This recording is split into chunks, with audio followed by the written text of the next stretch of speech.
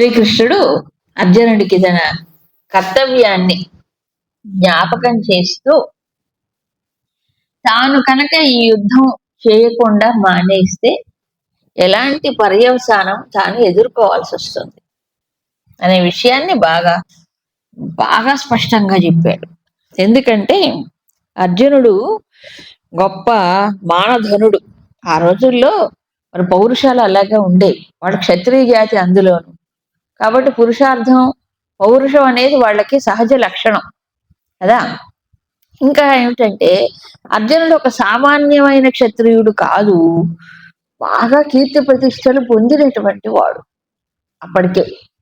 కాబట్టి అలాంటి వాడికి ఏమిటి అకీర్తి, నీకు రాబోయే అపకీర్తి ఏదైతే ఉందో అది మరణము కంటే హీనం, దాని బదులు చచ్చిపోవడం మంచిది. చచ్చిపోవడం మంచిది.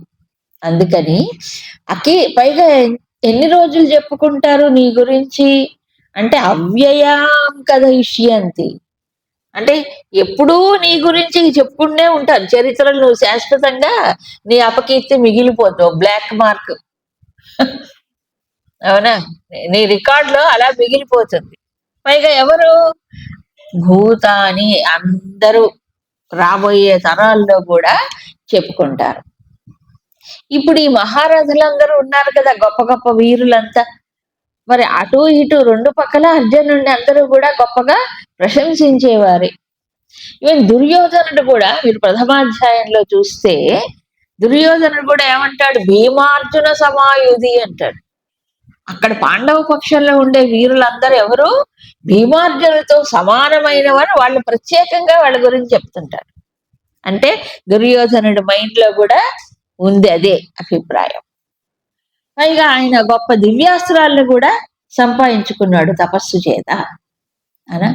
కాబట్టి ఇప్పుడు ఈ మహారథులందరూ నువ్వు జాలి వల్ల కరుణ వల్ల నువ్వు యుద్ధరంగం నుంచి నిష్క్రమించావని ఎవ్వరూ అనుకోరు.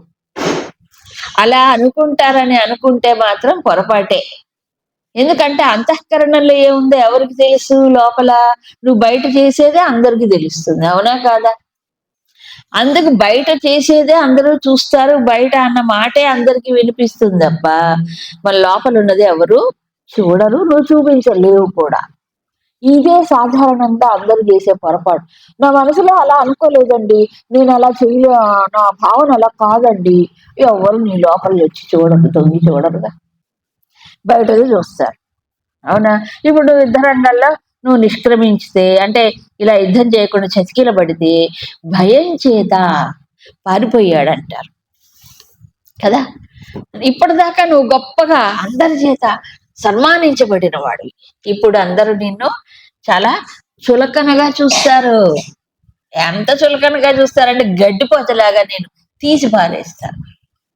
చూసావా.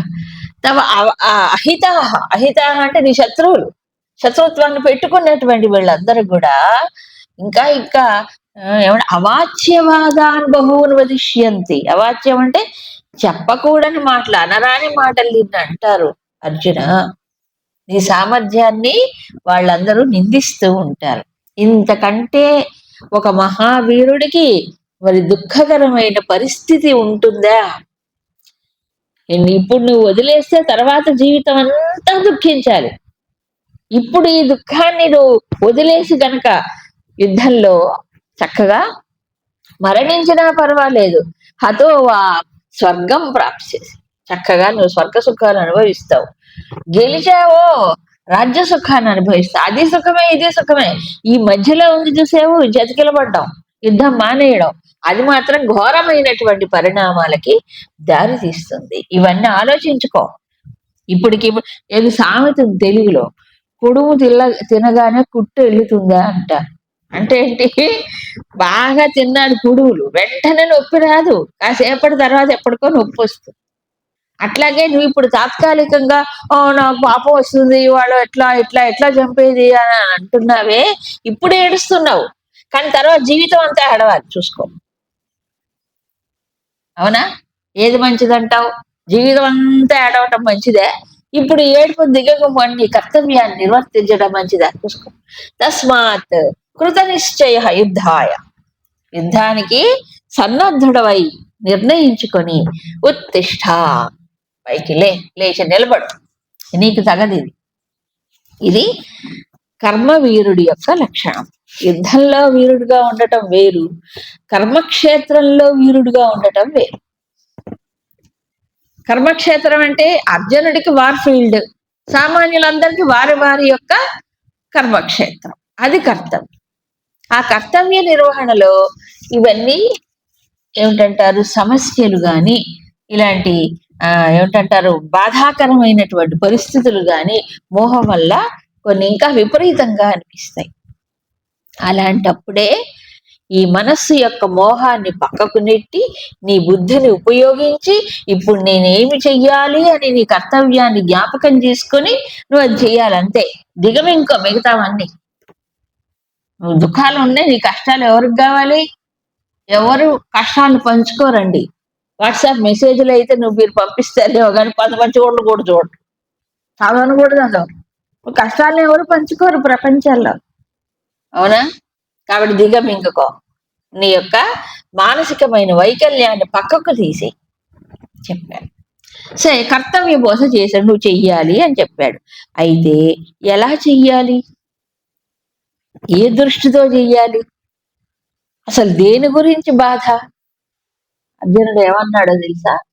వాళ్ళు గెలిస్తే మంచిదో మేము గెలిస్తే మంచిదో మాకేం అర్థం కావట్లేదు కృష్ణ అన్నాడు. అంటే ఏమిటి అర్థం? లోపల గెలుపొందాలనే ఉంది, కానీ మేము గెలుపొందాలంటే వాళ్ళని చంపాలి, అది ఇష్టం లేదు. అంతేనా? అంతే కదా ప్రాబ్లం అది.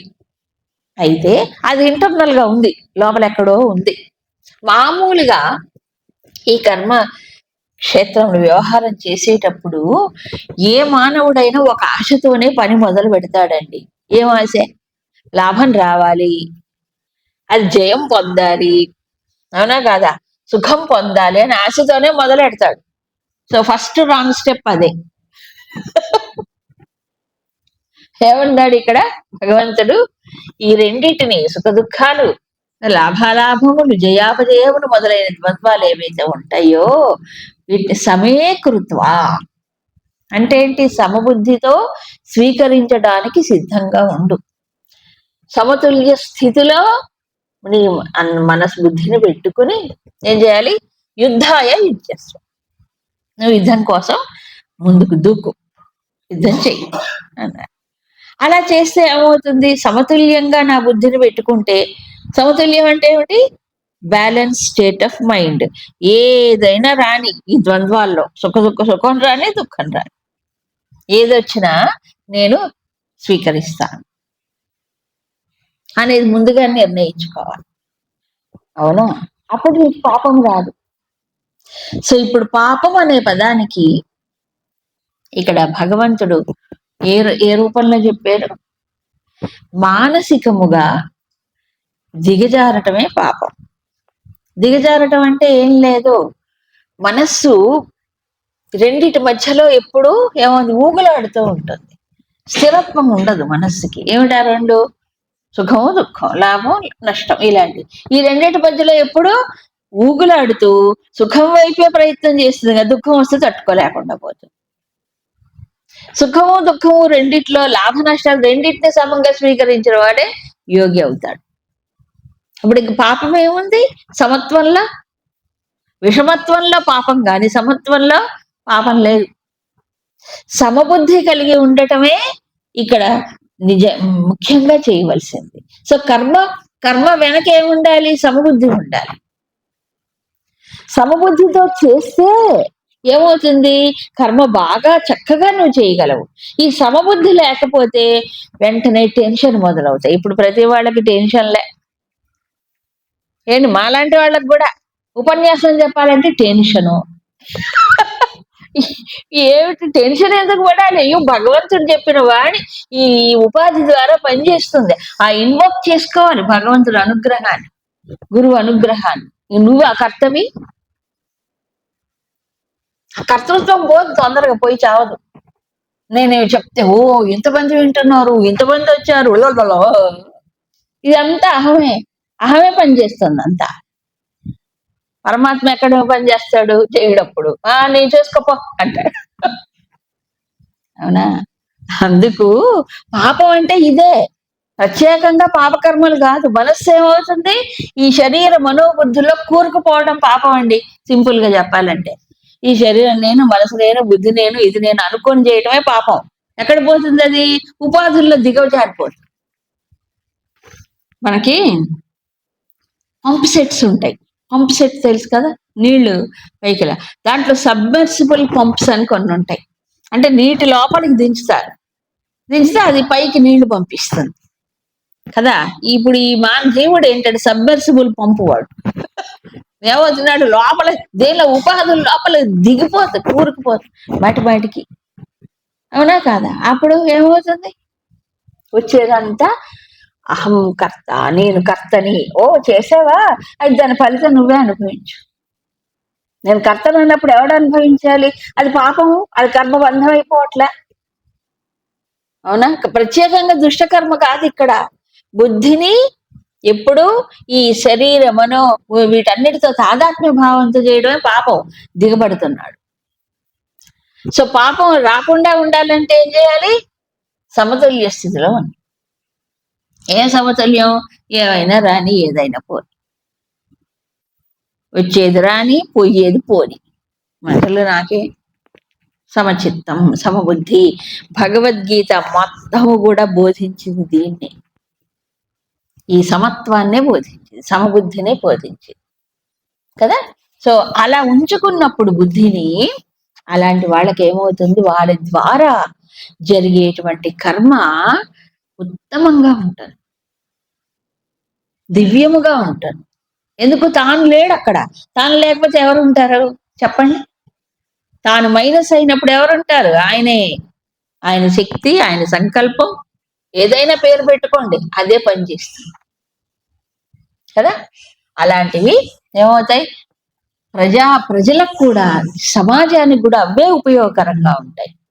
కర్తృత్వ బుద్ధితో, అహంకార బుద్ధితో చేసేవి తాత్కాలికమైనటువంటి, అప్పటికప్పుడు ఓ పొంగుల్లాగా వస్తాయి, కానీ శాశ్వతమైన ముద్ర పడదు.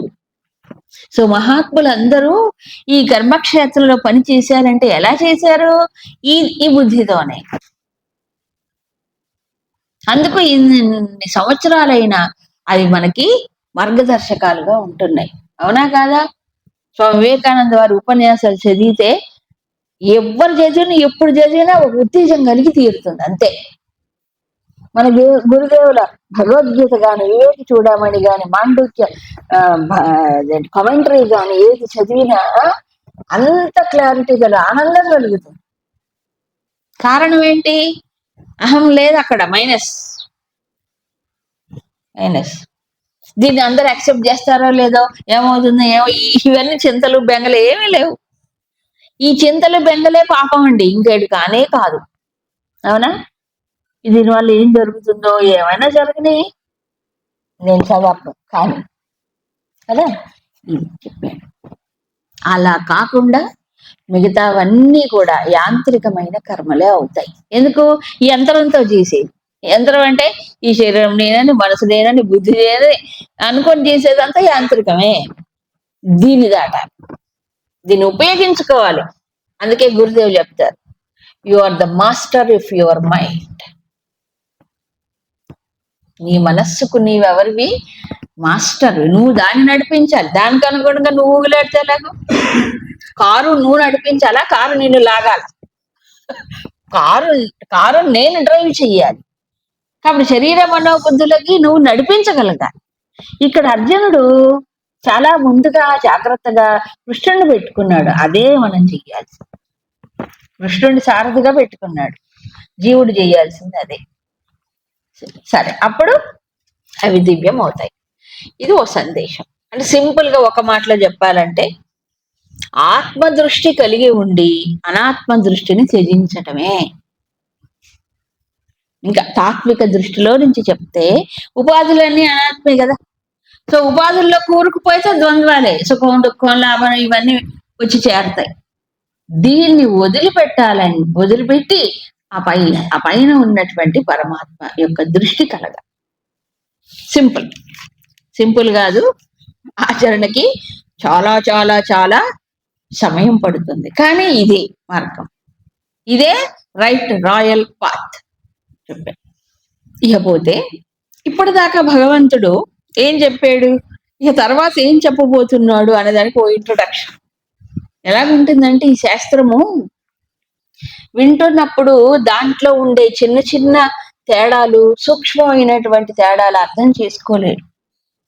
కాబట్టి భగవంతుడు ఏం పైగా ఈయన దుఃఖంలో ఇంకా శోకంలోంచి తేరుకోలేదు కదా, అందుకని నాయన ఇప్పటిదాకా ఇది చెప్పాను, ఇది చెప్పబోతున్నానని ముందుగానే చెప్తాడు.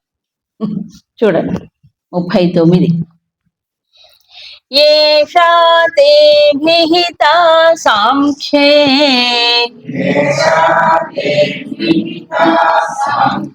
బుద్ధిర్యోగే త్విమాం శృణు బుద్ధ్యా యుక్తో యయా పార్థ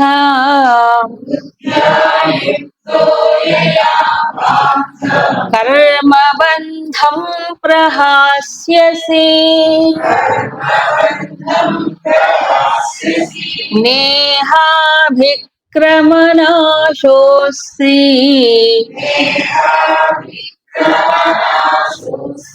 ప్రత్యవాయో న విద్యతే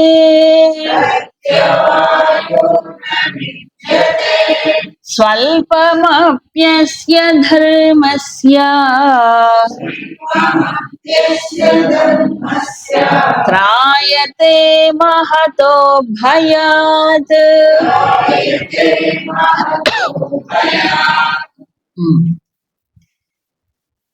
ఏషా అభిహిత సాంఖ్యే బుద్ధియోగః తు ఇమాం శృణు.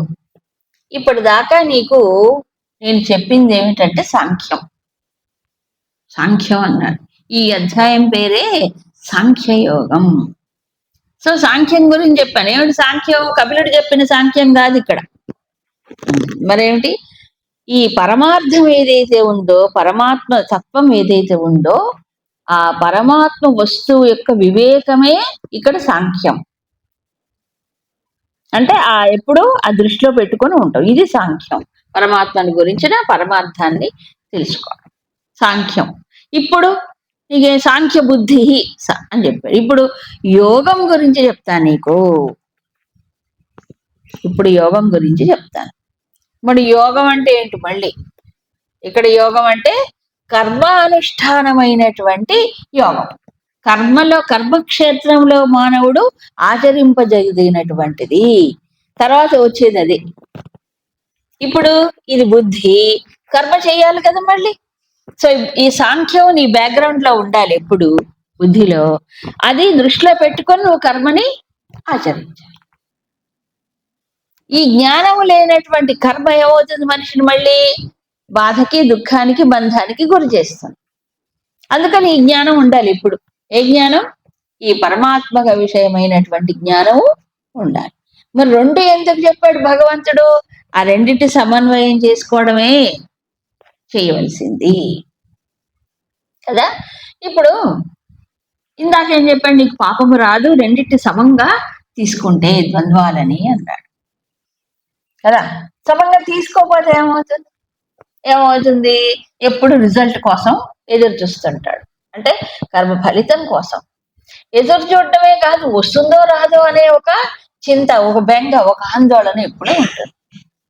సో దీనివల్ల ఏమవుతుంది చూడండి, కర్మ ఒకవేళ బాగా చేసినా, దాంట్లో జయం పొందిన లోపల వాసనలు మాత్రం ఏమవుతున్నాయి? బాగా పేర్కొంటాయి. నిజంగా కర్మ అనేది ఒక అవుట్లెట్. అంటే మనలో ఉండే సంస్కారాలు క్షయం కావడానికి ఒక ఛానల్ లాగా ఇచ్చాడు కర్మ అనేది. కానీ ఈ ఛానల్లోంచి బయటికి వెళ్ళిపోతాయి. కానీ ఏం చేస్తున్నాడు మానవుడు? కాంక్షతో చేస్తాడు. కాంక్ష అంటే కోరికతో చేస్తున్నాడు, అహంకారంతో చేస్తాడు, కర్తృత్వ బుద్ధితో చేస్తున్నాడు, భోక్తృత్వ బుద్ధితో చేస్తాడు. దానివల్ల ఏమవుతున్నాయి? సంస్కారాలు మళ్ళీ బాగా ఒకటి పోయి 4 వస్తాయి. పెరుగుతూనే ఉంటాయి, తగ్గవు. ఈ ఈ సంగతి తెలియదు. తెలియక బంధాల్లో గురి అయిపోతూ ఉన్నాడు కదా. కాబట్టి యోగం అంటే ఏంటి? కర్మక్షేత్రంలో కర్మ ఎలా ఆచరించాలో కదా ఆ చెప్పేది ఇక్కడ యోగం. అంటే కర్మయోగం అని అర్థం. అంటే కర్మను యోగముగా మలుచుకోవడం. ఇప్పుడు చూడండి, అర్జునుడు విషాదాన్ని యోగంగా మలుచుకున్నాడు కాబట్టి ఈ జ్ఞానం అతనికి లభిస్తోంది. కాబట్టి భగవంతుడు ప్రసాదించేటువంటి ఈ జ్ఞానమును ఉపయోగించుకోవాలి ఇప్పుడు. అందుకే చెప్పాడు అర్జునుడికి. కాబట్టి పాపం పాపం అంటే ఏం లేదు. మానవుడు తనది కానిది తాను కానిది దాంట్లో కూరుకుపోవటం పాపం. అసలు తనదైనది తానైనది విస్మరించటమే పాపం. విస్మరించడం అంటే మరవడం అని అర్థం. సరే, ఇప్పుడు ఏమన్నారు? సాంఖ్యం చెప్పాడు. ఇప్పుడు యోగం గురించి చెప్తే ఏమిటి నాకు ప్రయోజనం వెంటనే వస్తుంది. ఎందుకంటే మానవుడికి కావాల్సింది ఏదో ప్రయోజనం కోరతారు. ఏమిటా నీకు ప్రయోజనం? కర్మబంధం ప్రహాస్యసి. ఈ కర్మయోగ దృష్టితో నువ్వు చేస్తే ఏమవుతుంది? కర్మబంధం నుంచి బయటపడతావు. కర్మయోగ దృష్టి లేకపోతే ఏమవుతుంది? చుట్టుకుంటుంది. ఏం చుట్టుకుంటుంది? పాపం. పాపం అంటే ఏంటి? ఉపాధి తాదాత్మ్యం, అదే పాపం. సో ఆ దృష్టితో చూస్తే ఇతరులను చంపటం, మోసం చేయటం ఇదే కాదు పాపం. అధ్యాత్మ దృష్టితో చూస్తే ఏమవుతుంది? ఈ ఉపాధుల్లో కూరుకుపోయి నేను ఈ చిన్న పరికరం, నా ఈ మనస్సు, ఈ బుద్ధి అనుభవం చేస్తే పాపం అంట. ఇంకా మించి చెప్తే అహంకారమే పాపం. అహంకారం ఎక్కడ కూర్చుంటుంది? అన్నిట్లో కూర్చుంటుంది. నేను ఇంత చిన్న మనిషిని, ఈ మనిషిని నేను అనుకొని చేస్తే అదే పాపం అంటాడు. సో పాపం ఈజ్ ఈక్వల్ టు అహం. చూసారా?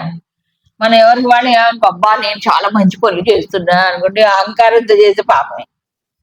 పాపం అంటే ధర్మశాస్త్రంలో చెప్పిన పాప పుణ్యాలు కాదు, ఇక్కడ అధ్యాత్మ దృష్టిలో చెప్పి. పైగా కర్మబంధంలో ఇరికిస్తుంది. ఎందుకు? అహం మమ, అదే ఇరికించేది, ఇంకేది కాదు. అదే కదా మొదటి నుంచి కూడా ఈ భగవద్గీతలో చెప్పేది అనాసక్త యోగం అంటారు. అంటే యోగా ఆఫ్ డిటాచ్మెంట్. అంటే దేనితో నువ్వు తగులుకోకు. నువ్వు పట్టుకొని అది నన్ను బంధిస్తుందంటే ఎట్లాగో నువ్వు వదిలే, అది నేనేం చేయదు. ఈ సంగతి తెలియక అది నన్ను బంధిస్తుంది, వీళ్ళు నన్ను బంధిస్తారు. ఎవరిని బంధించరు కదా. బంధించేది ఏమిటి? నేను, నాది, ఉపాధులు నావి, నేను ఇది చేస్తున్నా. ఇది కర్మ ఫలితాలకు కారణమై కర్మబంధానికి గురి చేస్తుంది. కాబట్టి కర్మయోగ దృష్టి ఏం చేస్తుంది? ఇప్పుడు కర్మబంధం నుంచి విడుదల చేస్తుంది. ఇప్పుడు భగవంతుడు చెప్పేది ఏమిటి? నువ్వు కర్తవ్యాన్ని నిర్వర్తించు, కానీ ఈ దృష్టితో చెయ్యి. ఏ దృష్టితో? యోగ దృష్టితో చెయ్యి. యోగ దృష్టితో చేస్తే ఏమవుతుంది? బంధానికి గురి కావు. యోగ దృష్టి లేకుండా చేస్తే తప్పకుండా మళ్ళీ బాధలు, బంధాలు. ఎందుకు? కర్మ నేను చేసినప్పుడు కర్మ ఫలితం అనుభవించి తీరాలి కదా. దానికి మళ్ళీ మళ్ళీ జన్మ, మళ్ళీ మళ్ళీ కర్మ, మళ్ళీ వాసనలు, మళ్ళీ జన్మ, మళ్ళీ కర్మ. ఒక విష వలయంలో ఇరుక్కుపోతున్నాడు. ఇదే సంసార చక్రం. కాబట్టి పూర్వము అసలు కర్మని ధర్మానుష్ఠానం అనేవాళ్ళని. ఎవరి కర్తవ్య కర్మను వాళ్ళు ఆచరించడం ఒక ధర్మం అని చెప్పాడు. అవునా? ఇవి అందరికీ బ్రహ్మచర్యం ఓ ధర్మం, గృహస్థం ఒక అందుకే గృహస్థ ధర్మం అన్నాడు. గృహస్థ ధర్మాన్ని ఆచరించకపోతే అది సంసారంలో బంధిస్తుంది. కాబట్టి సంసారం వేరు, గృహస్థం వేరు. బంధానికి గురి చేసేది సంసారం కదా. ధర్మాన్ని ఆచరించటం వల్ల ఏమవుతుంది? ఇక్కడ మనిషి ఎదుగుతాడు. ఈ ధర్మాచరణలో ఈ యోగ దృష్టే ఉండాలి. ఇప్పుడు భగవంతుడు చెప్పేది ఇదేగా. నీ స్వధర్మాన్ని ఆచరించని చెప్పి వదలలేదు భగవంతుడు. ఏ దృష్టితో నువ్వు కర్మ చేయాలని చెప్తున్నాడు. ఆ దృష్టి కనుక లేకపోతే అది ధర్మాచరణ కాదు. మళ్ళీ ఏమవుతాయి? స్వార్థ కర్మలు అయిపోతాయి. అవునా కాదా? మళ్ళీ అవి బంధిస్తాయి కదా. అవునా? కాబట్టి కర్తవ్య కర్మ చేసిన కర్మయోగ దృష్టి ఉండాలి. అక్కడ మాత్రం చాలా మందికి ఈ విషయమే తెలియదు. భగవద్గీత చదవకపోతే. మేము మంచి పనులు చేస్తున్నాం కదండి, మేము గృహస్థ ధర్మాన్ని నెరవేరుస్తున్నాం ఏం కాదు. సంసారులే, ఈవెన్ సన్యాసులు కూడా ఈ దృష్టి లేకపోతే సంసారమే అయిపోతుంది. అది కూడా బంధిస్తుంది, అది కూడా ఇరికిస్తుంది. అవునా కదా? కాబట్టి ఏం చేయాలి? సింపుల్ గా చెప్పాలంటే, చేసేది చెయ్యాలి, చేతులు దులుపుకోవాలి. చేతులు దులుపుకోవటం అంటే ఏంటి అర్థం? కర్తృత్వ బుద్ధి, భోక్తృత్వ బుద్ధి అది బంధిస్తుంది. కాబట్టి ఇంతటితో ఊరుకోలేదు భగవంతుడు. ఈ కర్మయోగాన్ని గురించి గొప్పగా అడ్వర్టైజ్ చేస్తున్నాడు. అడ్వర్టైజ్మెంట్ అంటే తెలుసు కదా? ఏంటి అడ్వర్టైజ్మెంట్ అంటే? ప్రచారం. దాని గురించి బాగా ఎందుకు భగవంతుడు కూడా ఈ ప్రచారం చేస్తాడు ఏమండి? మామూలుగా ఈ ప్రపంచంలో ఒక ప్రోడక్ట్, ఒక ఫ్యాక్టరీలోంచి కానీ ఎక్కడైనా ఒక ప్రోడక్ట్ తయారైంది అనుకోండి, వస్తువు. ఆ తయారైనప్పుడు కంపెనీ వాళ్ళు ఏం చేస్తారు?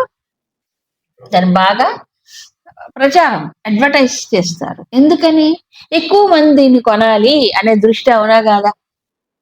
భగవంతుడికి అదేమీ లేదు. ఎక్కువ మంది దీన్ని ఉపయోగించుకొని బాగుపడాలి అనే దృష్టితో ఈ కర్మయోగంలో ఉండే ప్రయోజనం ఏమిటి, సౌలభ్యం ఏంటి? చాలా మంది కర్మయోగాన్ని భయం, అసలు యోగం అంటేనే భయం. ఆ కర్మయోగం అంటే అబ్బో మా వాళ్ళు వెంటనే ఇదైపోతుంది కదా. కర్మ చేసి మేము కర్మయోగులం అనేవాళ్ళు కూడా ఉన్నారు. ఉట్టి కర్మ చేసి మేము సత్కర్మ చేస్తున్నాం, కర్మయోగం కాదు అది. నీకు పుణ్యం వస్తుంది మంచి పని చేస్తే, మళ్ళీ ఫలితం అనుభవించాలి, మళ్ళీ అది బంధమే. పుణ్యకర్మ చేయటం కర్మయోగం కాదు కదా. సో యోగ దృష్టి కావాలి దానికి. యోగ దృష్టి అంటే ఏం భయపడక్కర్లి, సమత్వమే, ఇందాక చెప్పారు అది. సరే, మరి కర్మయోగ దృష్టిలో ఉండే సౌలభ్యం ఏంటి, దాంట్లో ఎక్కువ ప్రయోజనం నేను ఏం పొందగలను ఈ కామ్య కర్మల కంటే కదా అనేది కనుక అర్థం అవుతే అప్పుడు కర్మయోగాన్ని అవలంబిస్తాడు. అది అర్థం కాకపోతే కష్టంగా అనిపిస్తుంది. సో కామ్య కర్మ కంటే నిష్కామ కర్మయోగము ఎలాంటిది, ఎంత గొప్పది, ఎంత శ్రేష్టమైనది అనే విషయాన్ని చెప్తాను. 40 నేహాభిక్రమణాశోస్తి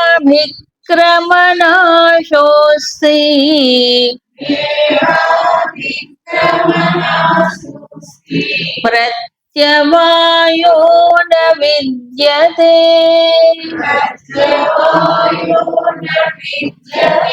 స్వల్పమప్యస్య ధర్మస్య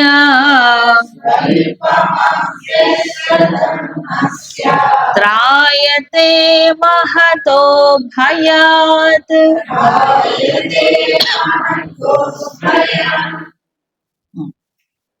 ఇప్పుడు యోగం అన్నాడు కదా భగవాన్, కర్మయోగం దాని గురించి చెప్తున్నాడు.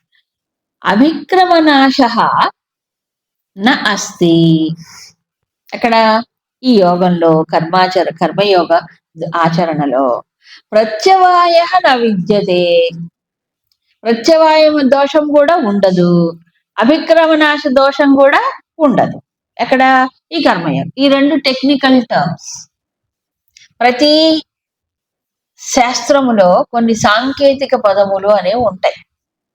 అలాగే కర్మ క్షేత్రంలో కర్మకాండలో కూడా 2 చెప్పాడు. ఏదైనా ఒకటి చేసినప్పుడు దాని ఎఫెక్ట్, దాని డిఫెక్ట్ 2 ఉంటాయా లేదా చెప్పండి? ఉంటాయి. కాబట్టి కర్మ చేసినప్పుడు ఏమిటి డిఫెక్ట్స్, దేని వల్ల మనిషి మరి బాధకి బంధానికి గురి అవుతాడు, అది కర్మ విఫలం అవుతుంది అంటే 2 దోషాలు ఉంటాయి, వాటిని నివారించాలి. ఏమిటది? అభిక్రమనాశం ఒక దోషం, ప్రత్యవాయు అనేది ఒక దోషం. ప్రత్యవాయు దోషం, ఈ రెండింటిని ఏం చేయాలి? అధిగమించాలి, లేకుండా నివారణ చెయ్యాలి. ఈ కర్మయోగములో ఏమవుతుంది? ఈ 2 ఉండవు. చూసావా ఇది ఎంత గొప్పదో, ఎంత సౌలభ్యం ఉందో. మామూలుగా నువ్వు చేసే కామ్య కర్మలన్నింటిలో ఈ 2 దోషాలు ఉంటాయి. పైగా ఇంకొకటి ప్లస్ పాయింట్, 3వది ఏంటది? స్వల్పమపి అస్య ధర్మస్య. ఈ కర్మయోగాన్ని ఏ కొంచెము నువ్వు ఆచరించినా మహతో భయాత్రాయతే, గొప్ప భయము నుంచి నువ్వు రక్షించబడతావు. నీకు ఇంక భయమే ఉండదు. కర్మయోగికి దేని గురించి భయం ఉండదు, చింత ఉండదు. చూసారా అండి? 3 ప్లస్ పాయింట్స్ చెప్పారు. ఏమిటి? ప్రత్యవాయు దోషం లేదు, అభిక్రమనాశ దోషం లేదు, కొద్దిగా ఆచరించినా నీకు వచ్చే ఫలితం ష్యూర్. కొంచెం చేసినా చాలు, నీకు దీనికి భయపడాల్సిన పని లేదు. ఏమిటి ఇవన్నీ? కొంచెం వైదిక కర్మకాండ దగ్గరికి వెళితే, వైదిక కర్మ కాదు, మామూలు సామాన్యమైన కర్మలైనా కూడా దోషాలు వస్తాయి. దోషం అంటే ఏం లేదు, 2 రకాల దోషాలు. రావాల్సిన ఫలితం రాకపోవటం, విపరీత ఫలితాలు వచ్చి పడటం, 2 దోషాలు. రావాల్సిన ఫలితాలు రావు, విపరీత ఫలితాలు వస్తూ ఉంటాయి. ఇది ప్రపంచంలో బయటే కనిపిస్తాయి మనకి. ఇంకోటి ఏంటి, ఆ లోపల వచ్చేటువంటిది బంధము, బాధ, ఇవన్నీ లోపల కలిగి. అవునా? మరి ఈ అభిక్రమ నాశం అంటే ఏమిటి? అంటే క్రమం అంటే తెలుసుగా. క్రమం అంటే ఏంటి? ఒక పద్ధతి, దీని తర్వాత ఇది, దీని తర్వాత ఇది. ఒక పనిని ఆరంభించాడు, ఆ పని చేయడంలో కొన్ని దశలు ఉంటాయి. దశలు అంటే తెలుసు కదా. దీని తర్వాత ఇది చెయ్యాలని ఉంటుంది అండి. అన్నం ఉండే ముందు బియ్యం కడుగుతారా, అన్నం వండిన తర్వాత కడుగుతారా?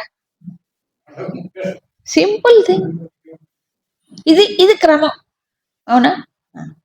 కొంతమంది ఉదాహరణ చిన్న చిన్నవే. ఇప్పుడు బియ్యం కడిగారు ఉన్నాయి, తర్వాత స్టవ్ వెలిగించి పెట్టాలి. అవునా? ముందే స్టవ్ వెలిగించుకొని అప్పుడు బియ్యం కడుగుతుంటారు కొంతమంది బుద్ధిమంతులు. చిన్న చిన్నవే, దానివల్ల గ్యాస్ అంతా వేస్ట్ అయిపోవట్లా? గ్యాస్ వేస్ట్ అయిపోతుంది. ముందు చేయకూడదు, నువ్వు కడుక్కొని పెట్టుకొని తర్వాత వెలిగించుకో. చిన్న చిన్నవే కానీ ఉపాయములు, సులువులు. అందరూ రోజు చేసే పనులు అవే, ఆలోచన లేని పనులు అంటారు వాటి. క్రమం ఉండాలి దేనికైనా. అన్నం వడ్డిస్తాం, వడ్డించేటప్పుడు ఏం చేయాలి? పప్పు, కూర, అన్నం అంటే మజ్జిగ ఎప్పుడు వడ్డించాలి? లాస్ట్ లో వడ్డించాలి. నాకు టైం లేదు, మళ్ళీ మజ్జిగేసుకో అంటే ఏం చేస్తాడు వాడు? అవునా కదా? అందుకని ఒక క్రమం ఉంటుంది, దేనికైనా క్రమం ఉంటుందా లేదా? వ్యవసాయం చెయ్యాలి, ఏం చేయాలి? ముందు విత్తనాలు వేస్తాడా? ముందు భూమిని దున్నాలి, దాన్ని దుక్కి దున్నటం అంటారు. సిద్ధం చెయ్యాలి, కొంచెం తడి ఉండాలి. అవునా? పొడి నేలలో పెట్టరు. తర్వాత విత్తనాలు విత్తాలి, తర్వాత మళ్ళీ నీళ్లు కొంచెం పెట్టాలి. అప్పుడు కదా ఆ తడికి కదా ఆ మొలకొస్తాయి. తర్వాత ఏం చేయాలి? పెరుగుతూ ఉండగా మధ్యలో కలుపు వస్తుంది, కలుపు తీసుకోవాలి. అవునా? కొంచెం కంకులు, వరి కంకులు, జొన్న కంకులు వచ్చినప్పుడు పక్షులు, గిక్షులు అవి వాటిని వచ్చి పాడు చేయకుండా కాపలా గాయాలి. అప్పుడు కదా పంట చేతికి వచ్చేది. అవునా? అప్పుడు కూడా వర్షం వచ్చినప్పుడు మళ్ళీ అది కుళ్ళిపోకుండా, అక్కడే వేస్తే కుళ్ళిపోతుంది కాబట్టి జాగ్రత్తగా ఎక్కడో తెచ్చుకొని ఆరబెట్టుకోవాలి. ఇన్ని ఉంటాయి. అప్పుడు కదా అమ్ముకొని అసలు డబ్బులు వస్తాయి.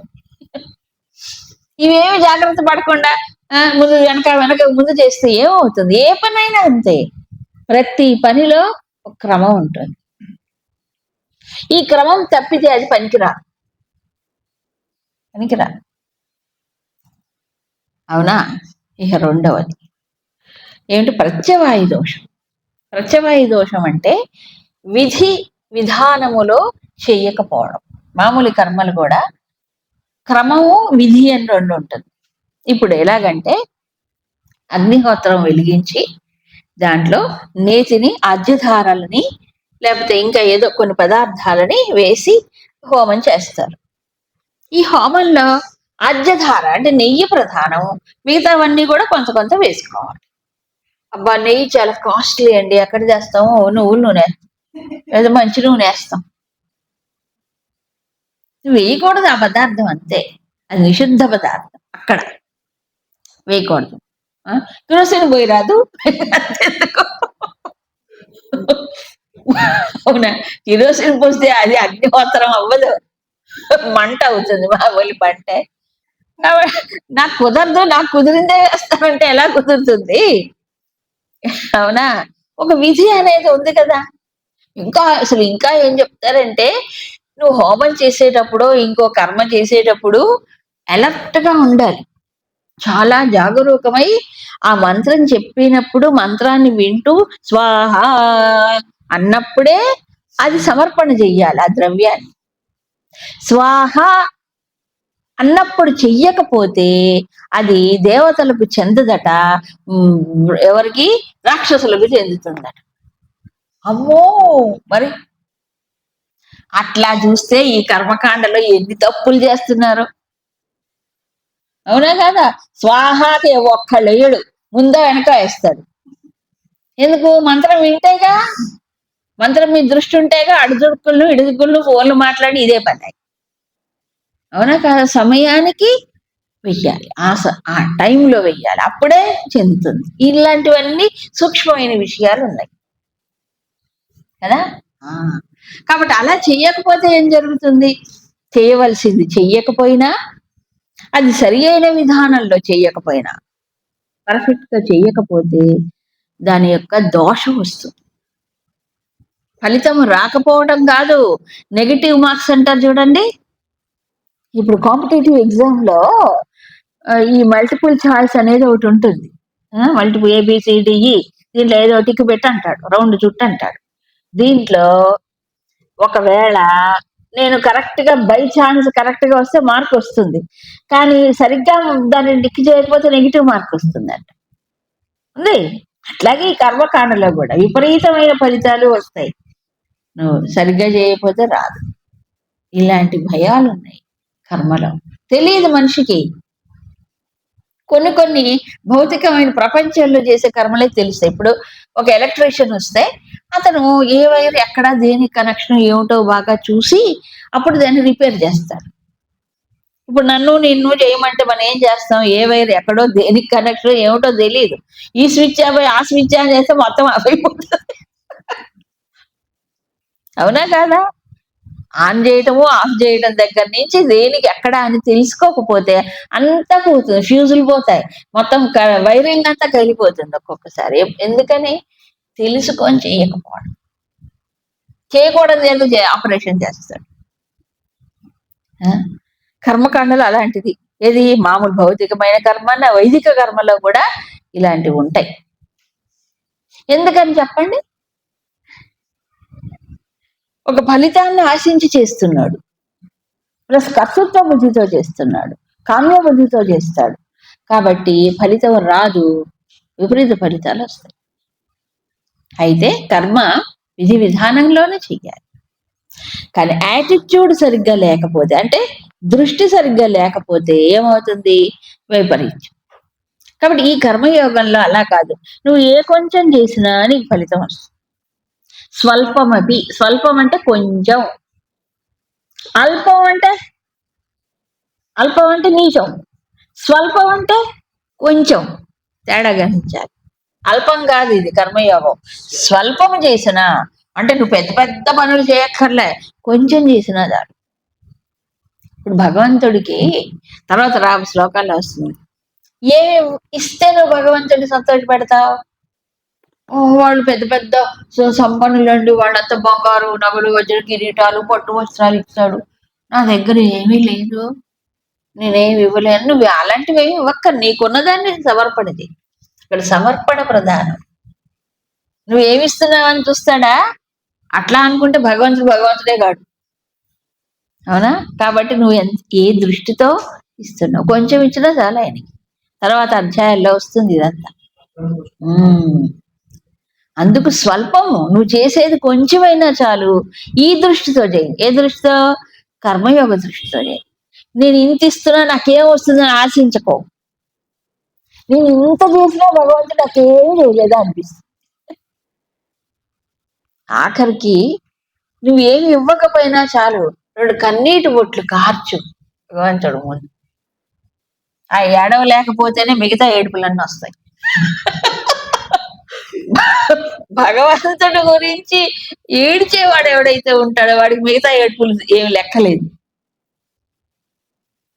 అవునా కదా? అందుకు ఏమి ఇవ్వాలి? ఏమి ఇవ్వక్కర్లేదు, వస్తువు కాదు ఆయనకు కావాల్సింది. ఏం కావాలి? నీ హృదయం కావాలి. అందుకే ఏమన్నారు తెలుసా? అపవిత్ర పవిత్రో వా సర్వావస్థాం గతోపి వా యస్మరేత్ పుండరీకాక్షం స బాహ్య అభ్యంతర శుచి. చల్లుకుంటారు నీళ్ళు పూజలో. అంటే ఏంటి? యస్మరేత్ పుండరీకాక్షం, స్మరణ, స్మరణ మాత్రేణ సంతుష్ట కదా.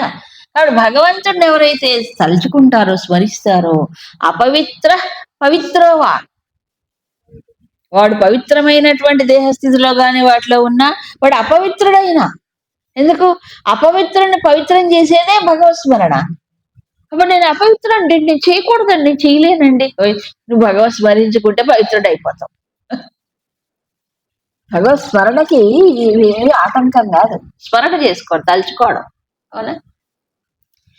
ఎంత చేయాలండి? కొంతమంది మొదలు పెట్టాలి, ఎంతసేపు చేయాలి, ఎన్ని రోజులు చేయాలి, ఎన్ని రోజులా నీ లోపల నీకు తెలిసిపోద్ది ఎన్ని రోజులు చేయాలి. దానికి ఒక టైం పీరియడ్ లేదు కదా. అందుకు చేస్తూనే, దానివల్ల ఏమవుతున్నాడు? పవిత్రుడు అవుతున్నాడు ఆ భగవత్ స్మరణతో. ఇక్కడ కూడా అంతే, భగవత్ స్మరణ. భగవంతుడు అంటే ఎవరు? ఈ పరమాత్మ తన లోపల ఆత్మరూపుడై ఉన్నాడు. అప్పుడు ఏమవుతున్నది? కొంచెం చేసినా చాలు. ఈ కర్మబంధం అనే గొప్ప భయం ఏదైతే ఉందో, ఈ కర్మ ఫలితాలకు ఆశించి భయాందోళన గురి కావటం అనేదే కదా పాపం, భయం. ఈ భయం నుంచి రక్షించబడతాడు. ఎంత చేస్తే అంత. ఏమంటే భగవద్గీత ఎన్ని అధ్యాయాలు చదవాలి రోజు? గీతా మహాత్మ్యంలో చెప్పాడు, శ్లోకం వా శ్లోకార్థం వా అంటాడు ఒకసారి. అలా ఒక్క శ్లోకం చదివితే చాలు, ఒక్క వాక్యం చదివినా చాలు. యోగక్షేమం మహామ్యం, ఈ ఒకటి చాలదా? చెప్తాను, మనిషి బాగుపడటానికి ఒక్కొక్క వాక్యం చాలండి, దాన్ని మననం చేసుకుంటే చాలు. అందుకని స్వల్పమహి ఈ కర్మయోగాన్ని ఏ కొంచెం ఆచరించినా ఫెయిల్యూర్ అంటూ లేదు.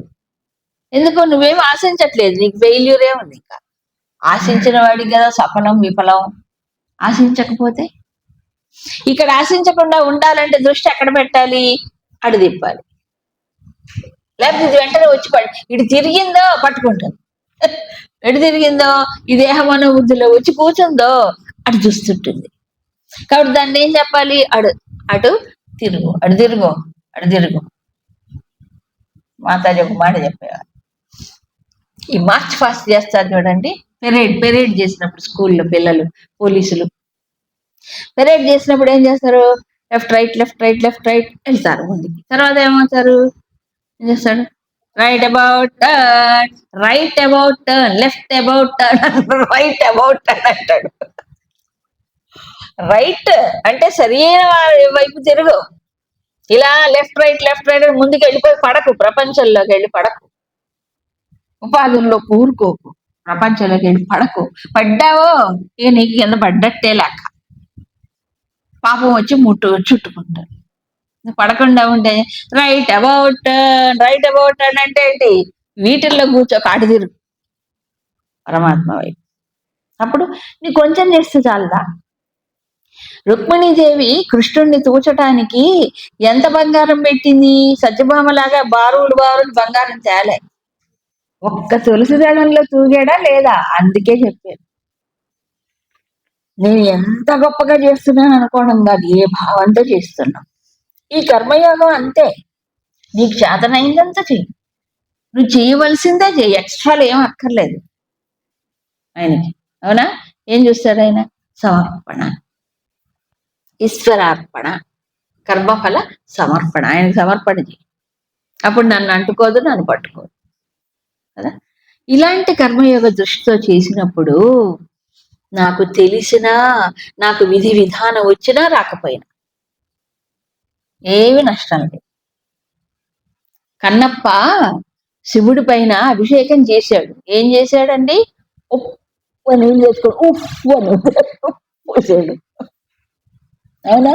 ఏమైంది? కృష్ణుడు మన శివుడు ఆ దివ్యమైన అభిషేకంగా స్వీకరించగలిగాడు ఆయన. అవునా కాదా? మరి చెప్పుతో ఆయన నిర్మాల్యం తీసేశాడు. తెలియకపోయినా ఏం చేశాడు? భక్తితో చేశాడు, ఇష్టంగా చేశాడు. ఇది భగవంతుడికి అనే భావన ప్రధానం. చేసిన భగవంతుడు హాయిగా ఆయనకి ఏం భేదాలు లేవు కదా. ఏమంటే మాకు రుద్ర నమ్మకం రాదు, మేము అభిషేకం అనేది నువ్వు రాకపోయినా పర్వాలేదు, ఓం నమ శివ అంటాను రాదా? అది రాకపో శివ శివ అంది అది ఇంకేం అక్కర్లే, ఉబ్బులింగడు శివ శివ శివ అంటే చాలు, ఇంకేం అక్కర్లే, పెద్ద పెద్ద మంత్రాలు రాకపోయినా పర్వాలేదు, వస్తే సరి. చాలా మందికి ఏంటంటే అది చాలా గొప్పది, అది నేర్చేసుకోవాలి, అది లేకపోతే తప్పులు తప్పులు తప్పులు తడకలు చదవడం కంటే కాస్త ప్రేమతో భక్తితో శివ శివ అంటే చాలు. అవునా? అందుకు ఎంత చేస్తున్నావు అని కాదు, ఏ దృష్టితో చేస్తున్నావు. కొంచెం చేసినా నీకు ఫలితం గ్యారంటీ. ఇప్పుడు భోజనం చేయాలి, భోజనం చెయ్యాలి, ఒక్కొక్క ముద్ద లోపల వేసుకుంటాం. ఎంత తింటే అంతవరకు కడుపు కొంచెమైనా నిండుతుంది కదా, అవునా కాదా? ఈ కర్మ అంతే, కర్మ యోగంగా ఆచరించినప్పుడు నువ్వు ఎంత చేస్తే అంతే ఫలితం నీకు వస్తుంది. కానీ ఫెయిల్యూర్ అంటూ దీంట్లో ఉండదు, తర్వాత నెగిటివ్ విపరీత ఫలితాలంటూ ఉండవు. ఎందుకు? నువ్వు ఏమి ఆశించట్లేదు, అక్కడ నువ్వు సమర్పణ చేస్తున్నావు అని చెప్పి. మరొక పాయింట్, ఈ కర్మయోగ దృష్టితో ఆచరిస్తేనే బుద్ధి కూడా ఏమవుతుందంటే ఏకాగ్రత సంచరించుకుంటుంది. ఏకాగ్రం అంటే తెలుసుగా, నిలబడి చేయి, మనసు నిలిపి, బుద్ధి నిలిపి చేయి. ఈ కర్మయోగ దృష్టి లేకపోతే ఏమవుతుందంటే ఎంతసేపటికి ఫలితం కోసం ఎదురు చూస్తూ ఉన్నప్పుడు ఫలితం పైన ఆశించేటువంటి ఫలితం పైన ఆధారపడే బుద్ధి ఏమవుతుంది? డిస్టర్బ్ అయిపోతుంది, రకరకాలైనటువంటి చెదిరిపోతుంది అనేక దిశల్లో. కాబట్టి కర్మయోగ ఆచరణ వల్లనే మనిషికి ఏమవుతుంది? బుద్ధి కూడా ఏకాగ్రం అవుతుంది. ఇప్పుడు ఉదాహరణకి పరీక్ష రాయాలండి పిల్లవాడు, వాడు చదువుకునేటప్పుడు ఏమో పేపర్ ఎట్టాగా వస్తుందో ఏమో, నిన్నైతే బాగా ఈజీగా వచ్చింది, ఇవాళ ఎట్టా వస్తుందో ఏమో, నేను చదివినే వస్తాయో లేదో, నేను కనుక రాస్తే అది దిద్దేవాడు ఎట్లా దిద్దుతాడో ఏమో, ఇవన్నీ పెట్టుకుంటే ఏం రాస్తాడు చెప్పండి కదా. ఆలోచించకూడదు, చదివే చదువు, మిగతావన్నీ పక్కన నెట్టేయి. ఆ టైంలో నువ్వు రిజల్ట్ గురించి ఆలోచించకు. సరే వచ్చాడు, పేపర్ తీసుకున్నాడు, అప్పుడు కూడా ఏం చేయాలి? నువ్వు రిజల్ట్ గురించి ఆలోచించకు, నువ్వు రాయవలసింది రాయి, దాన్ని తగ్గట్టు వస్తుంది. రాసేటప్పుడు ఇవన్నీ ఆలోచిస్తే అవునా కదా, వాడు బుద్ధి ఏమైంది చెదిరిపోయి.